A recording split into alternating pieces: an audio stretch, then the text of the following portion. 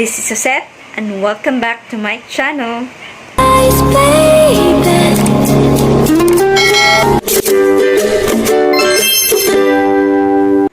For today's vlog, I'll teach you how to add payment method in our YouTube channel and link it to our bank account.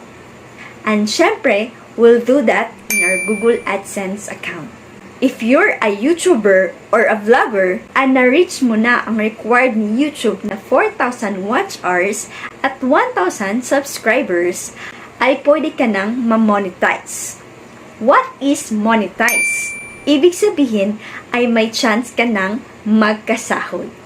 FYI sa mga baguhan o mga newbies, once our channel is monetized, YouTube required us to earn $100 as a threshold.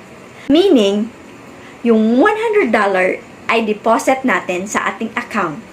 And once umabot tayo ng $100 na threshold, pwede na tayong sumahod. Ibig sabihin, may sweldo na tayo, guys! In adding payment methods, we have two options. First is through wire transfer. Wire transfer means through our bank account. We will link our account.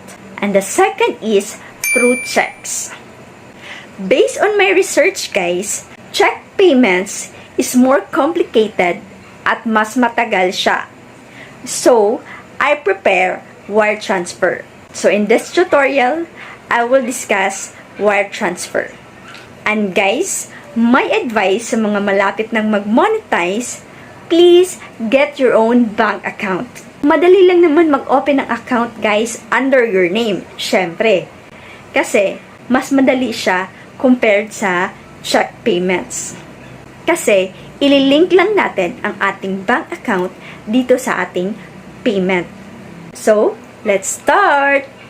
In this quick tutorial, I will teach you how to add payment method in your Google AdSense account. If you find this video useful, please don't forget to click like and subscribe. But first, log in to your Google AdSense account and then click payment. Then after that, let's start.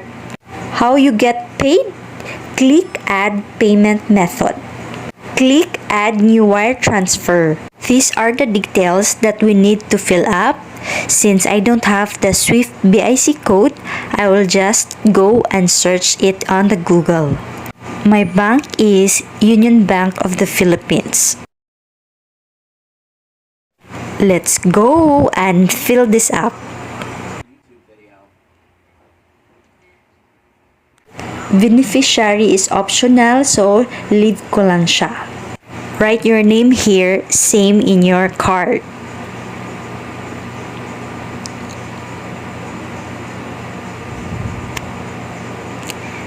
Then your bank name.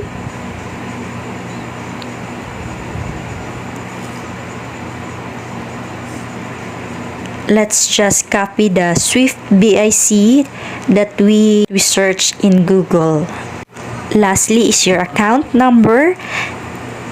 And below is just retype your account number and then click save. Then that's it. You're done. It's very easy, right?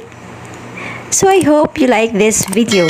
If you like this video, please don't forget to click like and subscribe. So I hope may natutunan kayo sa aking vlog at alam ko meron. So wag nang magdalawang isip, guys. I-click na natin ang like and subscribe. It would be a great help sa channel ko, guys. So that's it for today. Thank you and see you in my next vlog. Bye! Here, subscribe to our channel!